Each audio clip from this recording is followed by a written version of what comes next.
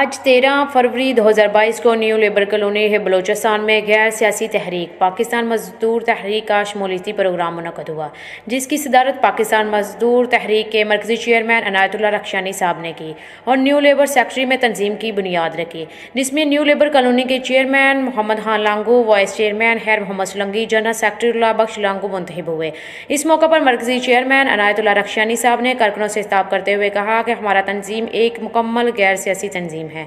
और हमारे तंजीम का मकसद सिर्फ और सिर्फ मजदूर तबके को यकजा करना है। इंशाल्लाह पाकिस्तान के किसी भी कोने में किसी भी मजदूर के खिलाफ जुल्म होगा, हमारी पार्टी जुल्म के खिलाफ आवाज़ उठाएगी और हर फोरम पर अपने मजदूर भाइयों का साथ देगी। जारी करदा मरकज़ी प्रेस सेक्रेटरी पाकिस्तान मजदूर तंजीम फैज़ मालानी।